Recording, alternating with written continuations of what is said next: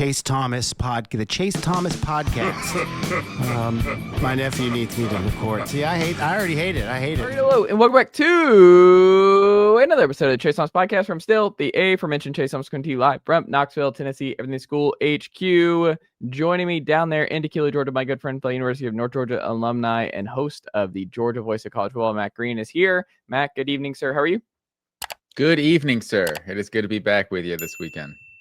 Yeah, as you were talking about before we jumped on here, as the good folks watching on youtube.com/Chase Thomas podcast, they might notice have not shaved this week. And we're doing the no shave November for the first time, and we're going to see what happens. I don't know. Like we're going to see, is it a little bit more beardy than just goatee? I don't know, but we're going to find out, Matt Green. I feel like you've told me you can't really grow anything, right? Yeah, you're throwing out the word "we" a lot there. I don't know if you have a mouse in your pocket over there, but you're not speaking for me on this show. No, I mean, yeah, I've said basically after like 2 or 3 days, I have a little stubble, and then it's like, oh, okay, you might could grow a beard. It's like, no, that's about as good as it's gonna look, and then it's then you see where it doesn't grow in. It's not my look. Would Tori allow you to do a no shave November? Oh, I do whatever I want, sir. Yeah, my apologies. I wear the pants over here, so if I wanted to, yeah. I don't know. I don't know that I want to. I would go no shave. I don't think I would go specifically like the mustache is usually the no shave November thing, right? Or is it just a no shave all around? I feel like people rocking the mustaches in November. Is that a thing? Maybe that's Movember. Was that something different? I don't know. I think maybe both happen, but I thought no shave November was just like you let it grow. You just let for it go the month and see what happens. So are you letting it go, or are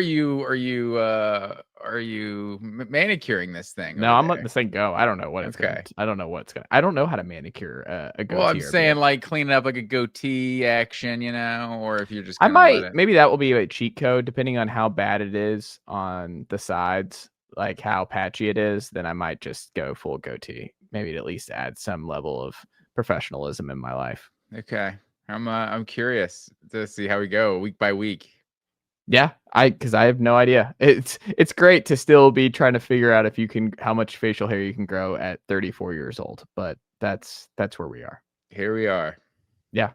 Nose hairs coming out like when you get, I don't know if you're at that age, Matt Green, with me, where we have nose hairs that poke out. My wife trims those now. Okay. I haven't had to worry about the nose hairs yet. Yeah, I'm growing hair everywhere I don't want it because I want it just up top, and it's just like ears, nose. Like, can I just get some where it used to be up top? Could I have that? Well said, sir. But it is what it is, Matt Green. So, Tennessee obviously off this weekend, so no Tennessee game to recap here on a pod divided Vols versus Dogs. But there was one thing that I wanted to mention here at the top, and I'm going to be writing about it early on this week as folks are hearing this, but over there at sportsrenaissanceman.com. And it's something that I kind of wanted to get your perspective on, because one of the things I think is going to be interesting down the stretch here for Tennessee is, because I think a lot of Tennessee fans were wondering, look, what is this team going to be like after being eliminated from the college football playoff with 3 losses? You get a bye, you get New Mexico State. So really you got to sit with like that bad home loss for a while, because you're not going to feel vindicated by beating Mexico State on Saturday by 60 points or whatever. Like, it'll be nice. You're taking care of business and freshmen will get in and stuff like that. But ultimately it's not going to heal those wounds from a couple weeks prior. But then you go to Gainesville and you get Vanderbilt at home. And my point is, I think both games are going to be extremely interesting, in games that Tennessee is going to get up for, that Tennessee is going to, like, you can do 2 fantastic things. Yes, you're not going to make the college football playoff, but 2 fantastic things for the program are still in front of you, which is, you can get the Florida nonsense in Gainesville off your back, where Florida is begging you to beat them in Gainesville in 2 weeks, with Tramel Jones now getting in, because I think DJ Lagway has been benched and they're going with the true freshman. And they looked awful by getting obliterated by Kentucky, that we'll get to here in a second. But there will never be a better time for Tennessee to win in Gainesville in this streak that has been going on since 2003. So they're begging you to do that. So you feel good about that, to finally get a road win in the Swamp. That if you're ever going to do it in this streak, this is here to do it, which would be a big deal for this program. And the other one is like Vanderbilt, all they have to do is beat Kentucky. And then the Tennessee game is a play-in game for Vanderbilt in the college football playoff. Tennessee can, in-state rival, they can slam the door inside Neyland Stadium and embarrass the Vanderbilt Commodores and knock them out of the college ball playoff in brutal rivalry week fashion. Like every fan who is kind of wondering, like, it's just a bummer. We're not making the playoff. Like, what else is there? I would argue there's a lot on the table here, and there's a lot of potential joy down the stretch here for Tennessee if they take care of business in these final 3 games, which I think they very much could.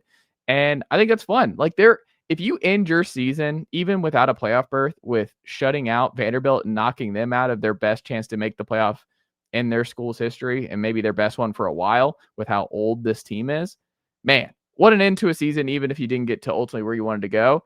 I think there's still a lot to play for here. And I am very, very fascinated to see how Tennessee handles Gainesville in 2 weeks and Vanderbilt at home with a play-in spot on the line for the Commodores. Yeah, I think those are always the most memorable games, because I do kind of compare Tennessee Vanderbilt to Georgia Tech, and it's that year 2009 where Tech actually thought they were the top 5, top 7 team or something, at least top 10 that year, and then Georgia comes in. It's like that was one that means more than any of the other Georgia Tech victories, but also, and you're just talking about in terms of like the direction of the program, like. I don't have the numbers in front of me, but I mean, this senior class from 22 to 2025. I mean, if this team runs the table from here on out, finishes 10-3, wins a bowl game, like it's got to be the winningest senior class in some time at Tennessee. Like you look at the last time Tennessee had 3 10-win seasons in a 4-year period, you got to go to 2001 to 2004. So it's like that's just massive, and what that would be, and just winning in Gainesville, spoiling Vanderbilt's season, and then winning 10 games. Like, okay, this was a down year, all that Nico stuff in the offseason, and this team still wins 10 games. Like, we didn't make the playoff, but I think under that scenario, there's no like real pressure under Heupel next season. It's just like, we didn't hit what we wanted to hit, but this team was still good this year. And I just don't think, that's just how you end the season with, even if you lost to Florida, if you still beat Vanderbilt to end the year and keep them out of the college football playoff, like every fan goes into this offseason. Yeah, this season didn't ultimately go, but you went 8-4 and it was kind of a struggle bus into 2023, but you still felt pretty optimistic going into 2024. But you end, because the last memory was Nico balling out in the Cheez-Its Bowl against Iowa. But what my broader point here is that like sometimes it matters like how you finish, and that's like if the final football memory for Vol football this regular season is a memorable win over Vanderbilt to knock them out of the college ball playoff consideration, that's a great ending. You're like, yeah, this year had it all. Like I didn't ultimately where we go, but remember that year Vanderbilt finally had everything go their way, and they were right there 9-2 going into Neyland, and we just beat Vanderbilt 45-20 and knocked them out of the like. That's one of those things you talk about and you reminisce years down the line of like, yeah, they thought they had it, but they had to go to Neyland. Yeah, but does the Vanderbilt game mean nearly as much as the Florida game does? Like, even though Florida is not good, it's like we can't beat them when they're a dumpster fire of a program down there. Like, and we still can't win in the Swamp. Like, I don't know. I think Tennessee fans would, if I don't know, maybe you should poll Tennessee fans. You have more access to Tennessee fans than I do, but to see which game they'd rather win, if you have to split Vanderbilt or in Florida, like which one they'd rather win, I'm thinking more Tennessee fans are picking Florida. I'd rather Vanderbilt. I think know. that would be just a hilarious ending to the year. Because Vanderbilt only under the assumption that it's going to ruin their CFP chances. Under like if that, they already lose to Kentucky, it doesn't really matter. 100%. Yes. Yeah. If the caveat is they're coming in where a win and they're in, because Diego Pavia, who has been a great quarterback and a great player for them. Vanderbilt's going to be talking the week of the Tennessee game. And they're like, we're walking into Neyland. We're going to take over. We're going to get in and beat Tennessee and go to the college football playoff. There's going to be a whole lot of talking that week. So I think it would just be a lot sweeter to end Vanderbilt's playoff run before it even got started. But it's a testament to Vanderbilt because they're doing what they're supposed to do and they've had a great year, but that's what makes those kind of games and rivalries fun. I mean, you're going to be walking into that with Tech in some ways, where Georgia Tech was obviously an all-timer last year. Mercedes-Benz. And this year, I mean, both programs are going to be in a situation where Tech might have fewer losses than Georgia coming into that game. Tech may be playing more spoiler for Georgia, though, in that situation. Yeah. But yeah, I mean, I guess Tech still has a chance to do everything they want to do. And nobody wants to win the ACC, so who knows? Yeah, I think there's a chance. I think their ACC chances definitely took a hit last week, but they can still make it at large, right? Like 11-1, Georgia Tech. No, you're not to beat Georgia. You're not if getting to beat Georgia ACC though? Teams in. That's probably fair. Well, they might not get one ACC team in. Yeah, it's a crazy time with Wake Forest getting the dub last night in Charlottesville. Cal, noted ACC legends, Cal Golden Bears winning in a walk-off in Louisville. Also, the game time is yet to be announced for Vanderbilt, Tennessee. So that could be a night game in Neyland. It's like an 8-3 Tennessee hosting 9-2 Vanderbilt. Like that'll be big time. I would be surprised if it's a night game. I'll take it as a night game. I don't remember the last Tennessee Vanderbilt home night game. They've played in Vandy. Like 2023 was a night game in Nashville, but I don't remember the last Tennessee Vanderbilt in Neyland night game. Well, if we're talking just SEC games, like there's A&M and Texas is on Friday, Georgia Tech's on Friday. So I mean, Auburn is worse than any of these teams. Obviously, the Iron Bowl is always a big game, but I don't know. I could see Iron Bowl being 3:30. Tennessee Vandy at 7:30. What are the other SEC games that weekend? LSU Oklahoma is that weekend. Arkansas Missouri, like that's always a nooner. It feels like Kentucky Louisville. I don't know. I think that I'm going to predict right now that that's going to be a prime time ESPN game or ABC. That's brutal for Vanderbilt if that gets the night game buzz, because I mean students are coming back. Like that's a tricky time, remember, because students are out that weekend for Thanksgiving. So also Ole Miss Mississippi State's also on Friday. So Florida State is one I left out. It's like South Carolina Clemson. Like neither of those teams are ranked. There's a chance both. I mean, if they do what they're supposed to do, both of those teams should be ranked. Tennessee's ranked right now, so if they beat New Mexico State and a bad Florida team, like they'll definitely be 20-ish, So yeah, I think without a doubt. I mean, it could be college game day, honestly, with what we're talking about. Trying to I don't know what's gonna happen, but we'll see. I guess A&M Texas. Are they gonna do 2 game days? A Friday night and a Saturday, or Friday, a Saturday one? I don't know. It's a good question. I do not know. Well, Matt Green, how do we do? Week 11 in our pick'em, sir.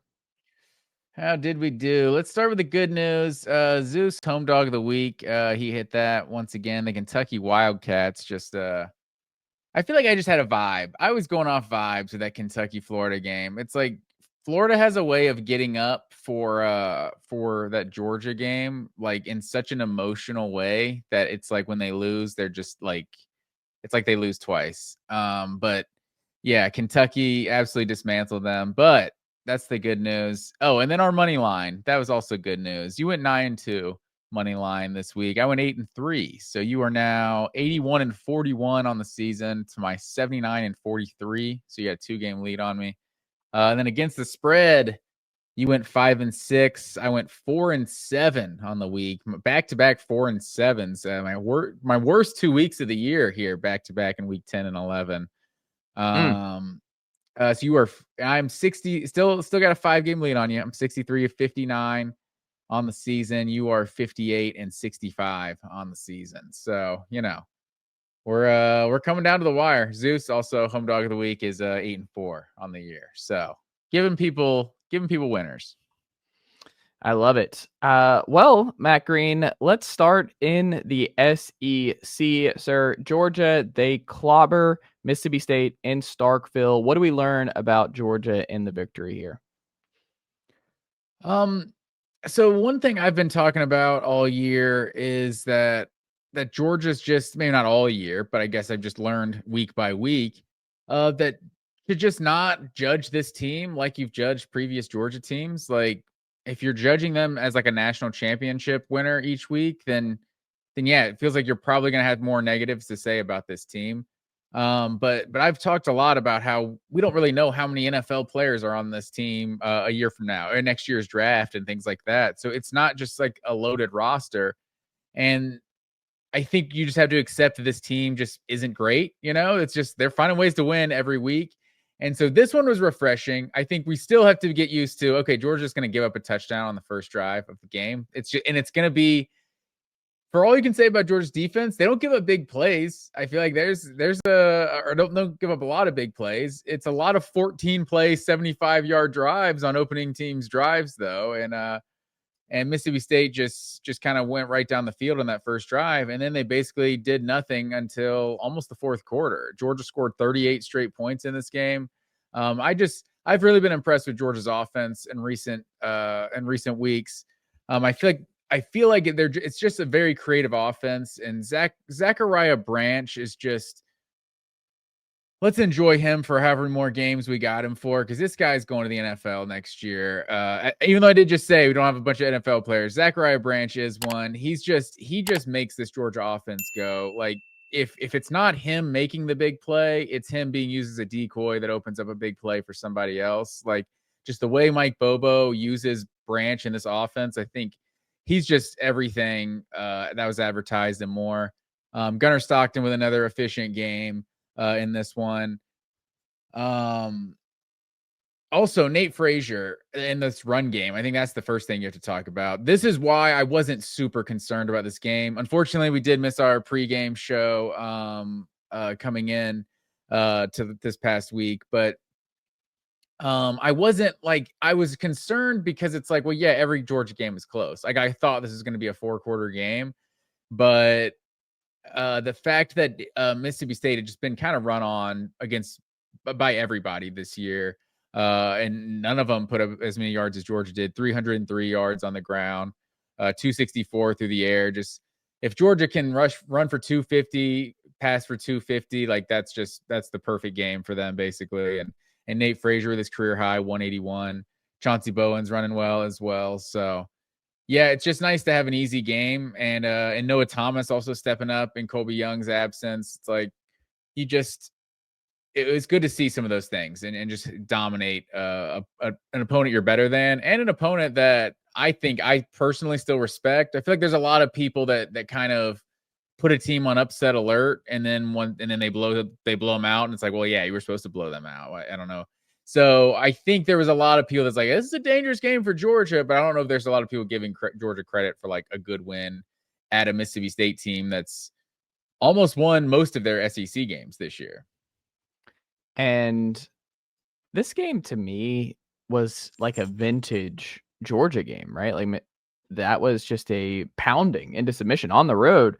And it was in a spot where you could easily see, and I mean, I predicted Mississippi State to score on Georgia, and I think I had 38-35. I thought this was going to be another back and forth affair, and it was anything but. And you think about it, like the obviously emotional physical game last week against Florida and Jacksonville, and then you got Texas coming to town this week. So it was squashed in the middle of two huge games for the Dogs. And I mean, they just took care of business, and they're running the football. I just think the offense is really finding its footing. You know, like obviously Noah Thomas had a big game. You talk about Branch and Chauncey Bowens, and Nate Frazier is back on track. Like, you can see all the pieces starting to figure it out offensively for Georgia. And I think that's the scariest part. Is I think the defense, I think the pass rush is what it is. I think there's going to be some issues there, but I think it was Johnson who had the forced fumble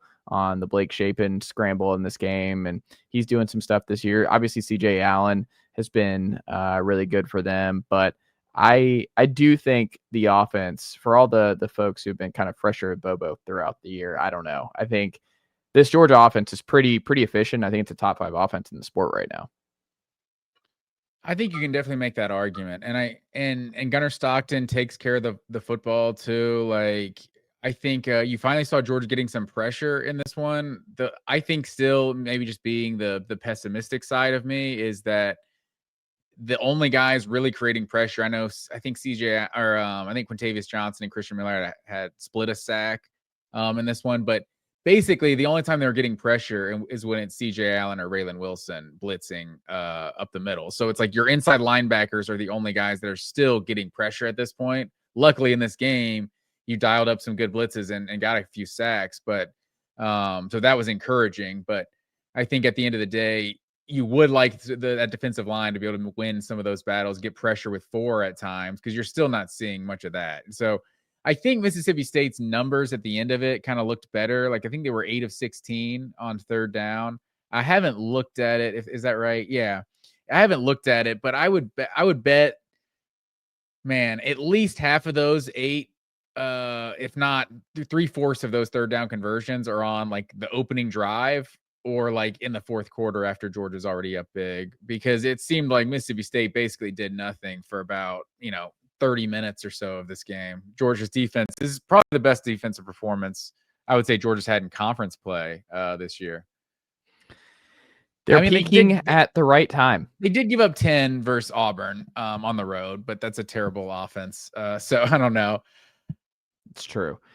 I think they're rounding into form at the right time, and they're kind of the overlooked team. I'm past the big 2 with Alabama and Texas A&M, who we'll get to here in a second. Let's talk Texas A&M, because the one thing that I do think is odd when we're talking about Texas A&M, and Football Scoop, Zach Barnett does a great job covering all things college football over there, and he had a great tweet about this, and I think it just adds context, because I was kind of surprised to see the A&M love fest coming out of this game, because I think what Georgia did was more impressive than what Texas A&M did on the road at Mizzou. I understand the rank part of it. Huh? Why was it more impressive? I mean, I think Mississippi State has proven like that offense was rolling. They were healthy. Like Mizzou's on their 3rd string true freshman quarterback. Like they're 2 quarterbacks down. Like the offense had no shot against A&M's defense. Like A&M's defense is legit, and Mizzou's just kind of injury riddled, Like I just don't think this was the game to be like, here, see, A&M undefeated 9-0, they're for real. And I do think A&M is a really good team that could go the distance here, but I think it was kind of odd to see the reaction here. And this is what Football Scoop Zach Barnett tweeted out after the game. Texas A&M is 6-0 in the SEC. 4 SEC schools have fired their head coaches. A&M played all 4. Today's opponent played with a 3rd string true freshman quarterback. Next week's opponent is 1-6 in SEC play and has fired its OC, an offensive line coach. So you don't apologize for it, but that is part of the context here. So I just am like, let's count. Sorry, let me finish your thought. Well, no, let's just I like A&M, but I just thought it was odd that it was like A&M should have a case for number 1 after this weekend. And I'm like, I don't think this is the weekend to push the A&M narrative. Like, I think A&M, you could sell me on, like, we could have conversations in general about A&M, Indiana, and Ohio State and who should be 1, 2, and 3. Like, I'm open to those conversations, but I just thought it was odd that this was the weekend that it felt like there's more national buzz of like, it's time to take A&M seriously. And it's like, oh, well, okay.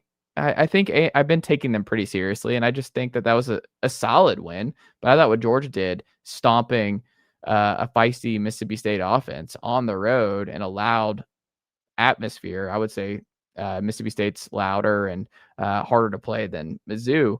But also, again, like it was a true freshman first start, 3rd stringer against who was overwhelmed by an incredible A&M defense. So I don't know. I thought it was just odd.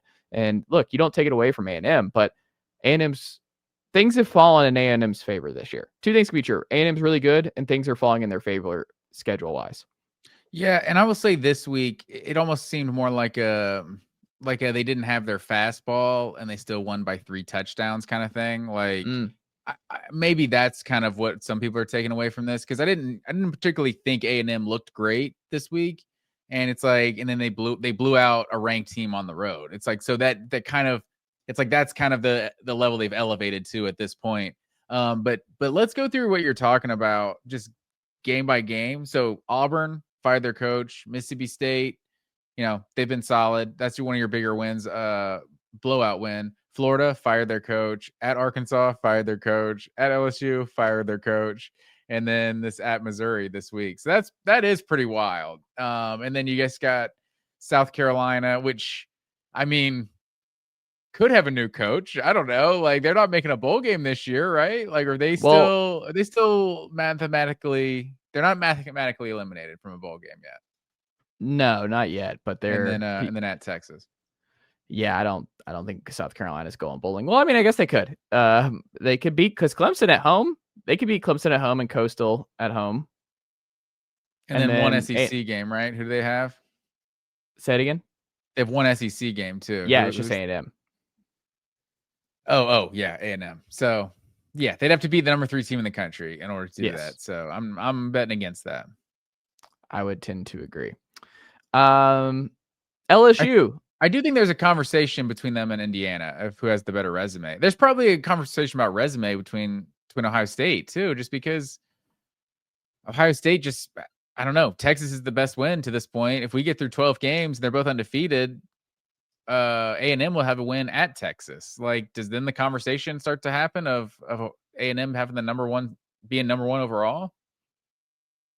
It's a good question. Even though no one really thinks they're number one, honestly, no one does. Everyone just thinks Ohio State's this good, and that's like, well, they're kind of beating everybody. So yeah, nothing's really changed your mind. This is correct. LSU loses to Alabama. Bama continues their win streak over the Tigers. They've really dominated that series of late, that being the Crimson Tide. But they rolled here, and the thing I wanted to mention when it comes to Bama coming out of this game, it's their defense. Like, Ty Simpson's getting a lot of buzz, Jeremy Bernard, and all those guys, Ryan Williams. And look, Bama's offense is good, but Kane Womack and that defense is what's rolling right now. And it's rolling in a way that I don't think, because people talk about A&M, people are talking about different teams in the SEC and different teams nationally about just some stingy defenses. And you think Kalen DeBoer and you think offense, but this Alabama defense led by Kane Womack is legit, Matt Green. They are number 1 in scoring defense in the SEC versus other SEC teams at 18.3 points per game in their 6 conference games. Like, they are absolutely nasty when it comes to SEC play, and they were all over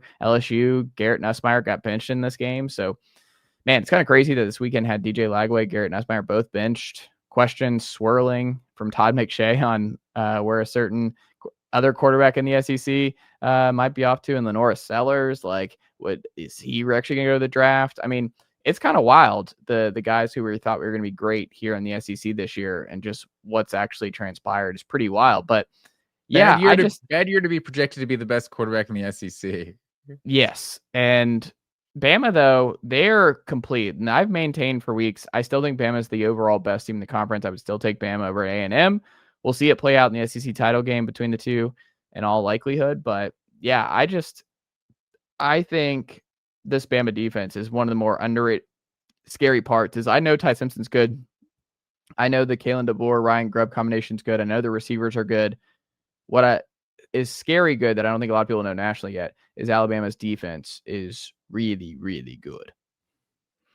Yeah, I think Alabama's defense is good, but I don't think I was that impressed with Alabama's performance in this game, because LSU is not very good this year, and this offense nothing was really clicking. Like, there was no real rhythm in their offense in this game. So I would say as I think Alabama's performance kind of reminded me of how close all the teams at the top of the SEC really are right now, because you've seen a lot of performances like this from a Georgia, you haven't seen a lot of this from Texas A&M. You've seen Alabama do this, have a lot of close games with just kind of middle of the road SEC teams this year. So I think I would say, as a Georgia fan watching this, I was encouraged in that I don't think there's that big of a gap between Alabama and Georgia right now. Like Ty Simpson, I mean, how many deep balls were there in this game that they just didn't connect on? Whether they were dropped or just you missed a guy, you had him running open.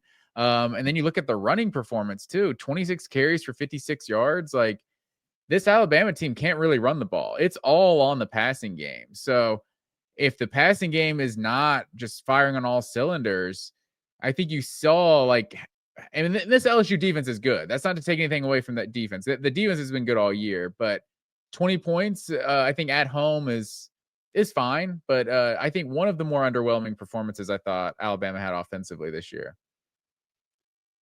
I'm just not worried about it. I've seen where they are in big games. I think the fact that if you have more questions about the offense coming out of this game than the defense, that's really good for Alabama because they're going to be just fine there with Ty and company. It's the defense being an elite unit that's kind of like, oh, Bama's going to be a hard out come college football playoff time. So we shall see.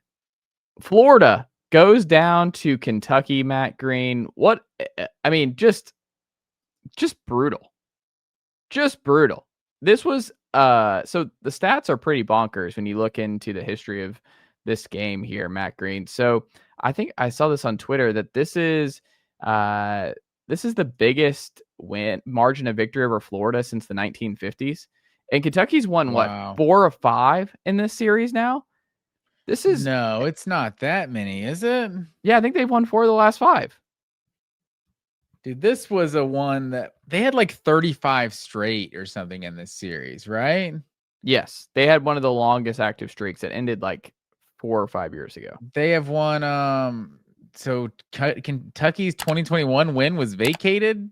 I'm not familiar with that, but so they have won 4 out of the last 5. That's crazy to me. And 5 of the last, what would that be? 5 of the last 8.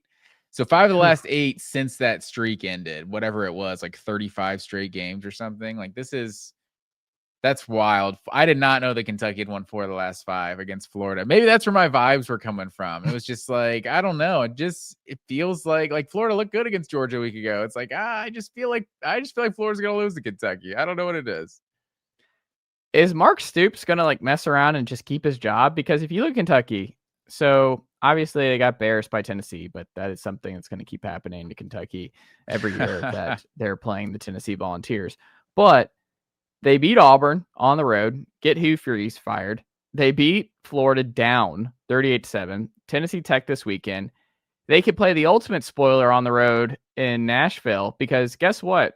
Vanderbilt has to take care of Kentucky at home before they even can think about Tennessee. And they get Louisville on the road, who just lost at home to Cal. So I don't know. Like Kentucky, obviously, I'm not saying the tide is turning and everything else and Kentucky's back, but so showing some life here down the stretch. Coder Bowley has been much better. I mean, their defense has allowed 10 total points in their last 2 weeks after giving up 56 to Tennessee the week prior. But I mean, I don't know. There's outside of the blip with Tennessee where they got crushed, Texas overtime, Auburn win, Florida win.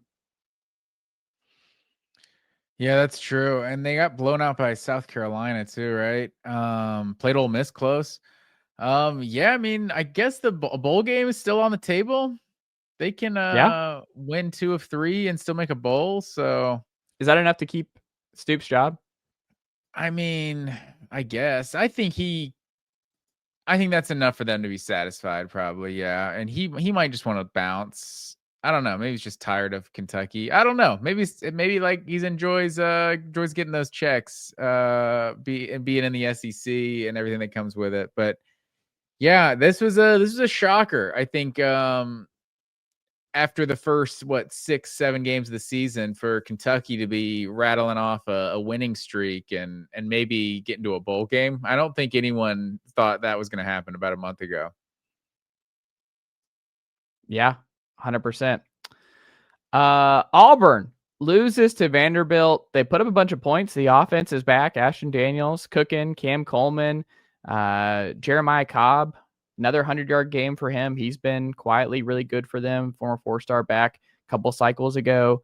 But Vanderbilt survives an overtime scare from the Auburn Tigers with an interim football coach here. Are these worrying signs that Vanderbilt needed overtime to beat Auburn, or is this just part of the deal when you're playing the Auburn Tigers, Matt Green? Yeah, I think the fact that Auburn has played just about everybody close, like they played the number 3 team in the country really close as well, and the number 5 team in the country close. Like, I think you do have to just give them credit, and it's like this is a tough SEC win. Like, yeah, I mean, if you're predicting how does this project Vanderbilt winning the national title? Like, yeah, it's probably not a good sign playing a close game with Auburn, but they're sitting at 8-2. Like, what else can you say? They tried to give this game away in the fourth quarter. Like, what were they thinking? Going for that 4th down, like when you're in field goal range to win the game, like you just wanted the score to be at 0-0s when you take the lead. Like, I thought they almost blew this game, being aggressive and whatever, Clark Lee setting the tone, whatever they're trying to do. But I felt like they were lucky that they didn't blow the game after that decision in the fourth quarter. Yeah, I mean, it's just one of those things where I watch this and I'm like, Auburn's not far away. Like, Auburn's close. They have the talent, especially on offense with Cobb, with Coleman, and with this group. I mean, Ashton Daniels was definitely an upgrade over what we saw from. Yeah, why has he not been playing quarterback like all season? Like, what is going on? You cannot be that much better and like not just be an indictment on the coaching staff. And then if you're an Auburn fan, you're annoyed because your defense has been so elite all year long and you can't get the stops. And Diego Pavia has a great night. And you're like, oh, finally our offense is great. And the defense has a tough night against the door. So this offense scoring like 3 more touchdowns could have them like in the college ball playoff contention or something. Like, it's insane how close the margin is with just an inept offense for most of the season. Yeah, 100%. We were texting a little bit during this game. Oregon, Iowa. I think, can I just say this? This was the Big Ten weekend, Matt Green. Like, this was a great Big Ten weekend where they stole the spotlight with Penn State and Indiana, and then Iowa, Oregon, where those were the 2 big ones, I think. And I mean, I know people are going to say Texas Tech and BYU, but that one, not really the most memorable games, with Texas Tech just overpowering the Cougs. Great venue. I will say, I love Texas Tech's end zones. Like, you don't see many day games in Lubbock. I feel like all the big Texas Tech games are at night in Lubbock, so you don't get to appreciate the stadium. But I did love the backdrop of Texas Tech Stadium, so shout out to them. But I will say, great weekend for the Big Ten, where you're like, man, y'all really needed this. And it was still bizarre when you're like, I'm getting ready for a late afternoon nap and watching Oregon, Iowa, and I hear the CBS jingle and everything else, and hearing Gary and Brad. Late afternoon nap. What are you talking about, sir? What On a Saturday? Yeah, I was getting a late afternoon nap in, man. Oh man. Do you not do a Saturday afternoon nap? Absolutely not, sir. That's right in the middle of the day. What game were you locked in on in the late afternoon? It was about to be halftime, Oregon, Iowa. I mean, what was the 3:30? I mean, that's what I was watching. And Missouri, Texas A&M, that was the other 3:30. Yeah, right? You're locked in on Texas A&M, Mizzou. I can't get a nap in during that barn burner. Yeah, man, you napped while the Chargers are playing, the Cardinals or something at 4 on a Sunday. That's not, you can't even napping like that on a Saturday, sir. What's going on here? Why not both? Yeah, I'm usually getting a nice 4:30, 5 o'clock nap, but not intentionally. I'm trying to watch those 4 o'clock games, but now you want to get cuddly, man. Like, I'm getting cozy on the couch. I got the not orthopedic pillow. What is the memory foam? But it's good for your neck and all that. But yeah, I don't know. Getting really, really cozy, making sure my placements, but just drifting off and hearing our old friends Brad and Gary, and then hearing the CBS songs. I really miss it, Matt Green. It's one of those where I really miss SEC on CBS. And I don't think it's a nostalgia thing. I think it just sounds better. It feels bigger. You know what I mean? Like, I do think there is something to it. Like, the ABC games they just keep going. You know, the weird part is that 3:30 on CBS was like its own thing. there was no 12 on CBS. So no you night. tuned into CBS just for that, and then you tune away when 7:00 happens? Yes. So it was like appointment. It was like their thing. It was the 3:30 on CBS type thing. Now the SEC on ABC stuff it's just like from noon to 10, and it's all the same production, and it all is the same sounds. It's all the same look and everything else. So it's just kind of all one. I don't know. I just don't like it. And I understand why. I mean, the NFL does that with all the Fox broadcasts, but like the CBS broadcast was like its own thing, and everything else was kind of spread out. But like, I don't know. And you do have your own, your Fox, your CBS games, that Sunday night games on NBC. It's like, it is a different production. I never thought about that. I think the idea of like the triple header on ABC is just kind of amazing. I feel like I haven't missed Gary and Brad that much, with all due respect. I think the games made those guys more than those guys made the games. It's just, I think they're comfortable. I think Brad and I do think Nestler is better than a lot of the other commentators that are on ESPN. Like, not to hate on any of the commentators, but I think Nestler is one of the best. But Gary Danielson is like, what are you getting from Gary Danielson that you're not getting from Jesse Palmer, Greg McElroy, was it Rogers? Jordan Rogers. Like, it's fine. I'd probably take McElroy over that group, but it's like they're all Jesse fine. Palmer. Palmer's good, yeah, for sure. I think Palmer's the best. Like Palmer I just love. Yeah, he's with Tessie. Okay. I think Palmer is funny to me because Palmer just like he just dives in like out of nowhere after doing like the other stuff, like the non-sport stuff that he does throughout the year.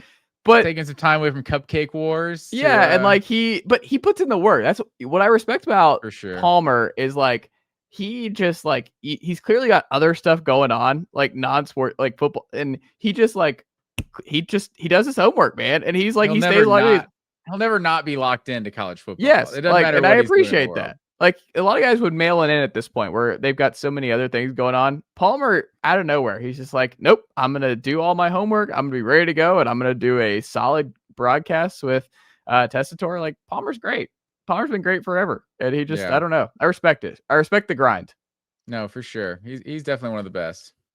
But Matt Green, I guess I derailed the conversation though, I think. But to your main point, because big Texas Tech, it's unfortunate for them, a double-edged sword. Like you had a great performance, College Game Day, national, but you blew the team out too much that no one was watching your game. No one was watching the second half of BYU Texas Tech. Like they just absolutely dismantled them. But yeah, in the Big Ten, and this is, to me, maybe they heard me talking my noise. I was saying this has been the most, dissatisfying Big Ten season I can remember. Just so few interesting games. And yeah, I thought Iowa had Oregon there at the end. I definitely thought Penn State was going to get it done versus Indiana. That's probably the catch of the year, right? Probably the play of the entire season when we look back on it. Like just seeing like the still shots, like where that dude is, like at the peak of his jump, and where the out of bounds is. It's like I don't know how he was able to come down in bounds, and I don't know that he intentionally didn't get that right foot down.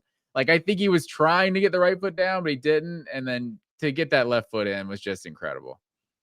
No, I mean I think that's just just the slow motion of all the different movements he had to do to get his feet, that 1 foot, like you just in real time you're like, there's no way he pulled that. But for sure, the right foot came down out of bounds first. Yes, and live time. But yeah, that was incredible. I mean, just an unbelievable athletic play. So shout out to Indiana for that dub. There, I was just.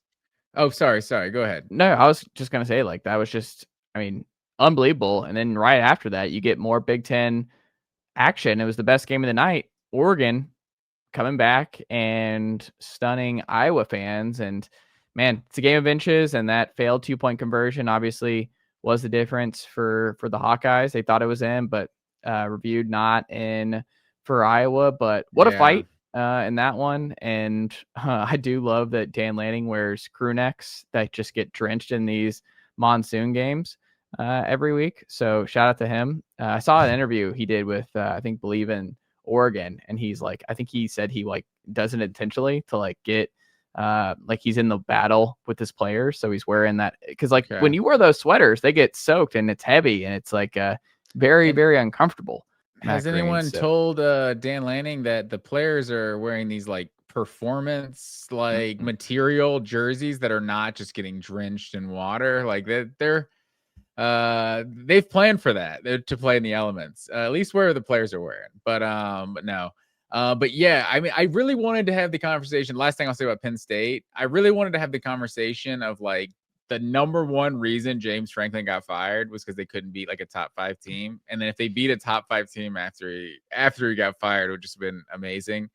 But yeah, I should have known. I kind of thought people were overreacting to like some of the, I feel like, criticisms of Oregon. I feel like people have been kind of down on Oregon in recent weeks. And I was like, I feel like they are still one of the best teams in the country.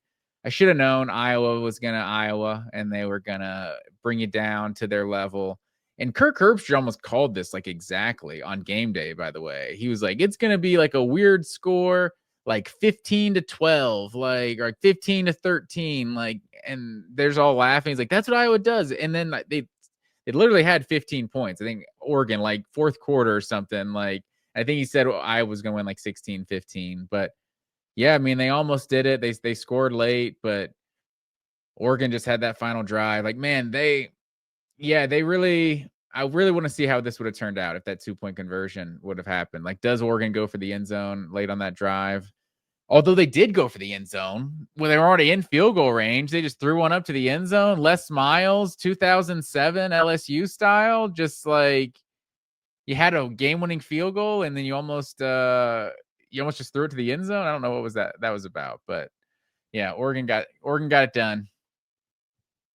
They got it done, and I think I texted you. I was like, I love that Iowa fans and Iowa loves Iowa things. Like that celebration for one of their field goals early on, where I was like, it's great stuff. Like they're just so pumped up for some big time long field goals. Like good stuff, like good punt, good running the ball, just good offensive line play. Great stuff. Great stuff from the Hawkeyes. Great fan base. Just sad that they were not able to pull that one out against the Ducks in the monsoon in Iowa City. I guess the last thing I want to touch on here before we wrap up, the ACC is just a disaster. I think we touch on it here at the top, but Wake Forest, shout out to Jake Dickert over there with the Demon Deacons. They win 16-9, knock Virginia out in a major way, their first ACC loss, and they fall to 8-2. Cal goes to Louisville, beats the Cards 29-26, and Miami crushes Syracuse in their game. But you look around, man, it's just the ACC is a mess. Duke goes to UConn and loses 37-34. Man, you look around, Clemson beats Florida State 24-10, but I mean, the ACC is just a disaster right now. So we'll see if Tech can take care of business here down the stretch and everything else. But man, this was a brutal weekend for the ACC and what has been a brutal year for the conference. Just an all-time bad year, I think, for the conference. Yeah, I think you're right. I think with what Clemson what Clemson's done alone was a huge shot to the ACC. And then Miami has really dropped the ball as well. Georgia Tech now, and then Virginia. It's just like whoever they try to anoint as the team to carry the torch ends up fumbling. So who do we got in the ACC right now that's ranked? So Georgia Tech's 14, Miami is 16, and Virginia is 20, and then Pitt is 23. Do you think one of those teams wins the conference and is ranked higher than James Madison or South Florida? Wait, say that one more time. So one of those ACC teams, do you think one of those teams wins the conference and is ranked higher than James Madison or South Florida? Yes. Because what I'm getting at is the 5 highest rated conference champions. I trust either it's Texas Tech or BYU, even Utah. I trust the Big 12 is going to get one of those. I could see the G5 sneaking in there, or G6 sneaking in there and getting one over the ACC, and the winner of the ACC just not even making the playoff. I think it's in play, which is just a disaster for the ACC in early November. I don't think it's going to happen though. I still, because the AAC is still like cannibalizing itself, and they just keep like Tulane just crushed Memphis this week on the road, and then like you said, James Madison's having a great year. They went to Marshall yesterday and took care of business there, and Bob Chesney's doing a great job. But no, I think I still have a pretty good amount of trust in Tech. I mean, if Miami wins it, there's still certain teams in play here and there's all kinds of crazy tiebreaker parts of this. But no, I think it's not going to happen, but I do think it's in play. Miami's got 2 conference losses though. Tech, Virginia, Pitt, and SMU. And Pitt's another one, I Duke. should say. Pitt's right there too. So I don't know. I think they're going to get one in, but because I think, Tech plays Pitt their final game before Georgia. So that might be an ACC title playing game between the two of them. Okay. And then Pitt's also hosting game day this week, Yes. Notre Dame. So Pitt could add a loss to that schedule, or they could bolster their resume and knock the Fighting Irish out of the playoffs. So I guess either thing could happen. Yeah. Well, that's all I've got, Matt Green. Week 12 here this week. Tennessee back in action, kind of. New Mexico State at home. Should be fine, I guess. Oh man, New Mexico State after a bye week. That's terrible. It's not fun. Like, it's gonna be hard to get up for this one this week. It's gonna be 27 in the morning. Like, we're getting a real bad cold front. I don't know what it's like in Atlanta tomorrow morning, but we're getting a harsh cold front overnight and might get some snow, I think, early on this week. So we'll see. But yeah, not the best slate. And then Georgia's obviously got Texas this weekend that we'll preview, obviously, on our Wednesday night show. But a whole lot more coming right here on the podcast. But what can the good folks check out from you, Matt Green, over there at Georgia Voice of College Football this week? Yeah, check us out. We'll actually be doing a little collaboration with the Texas Voice of College Football people. So we'll go live. It's at 7:00 on Monday.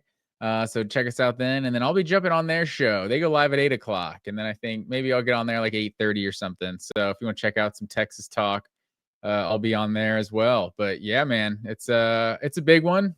Texas season's on the line basically. So it'll be interesting. Back in Athens, back between the hedges. It'll be nice. There you go.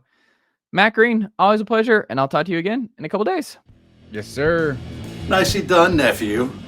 The Chase Thomas Podcast. Hell yeah.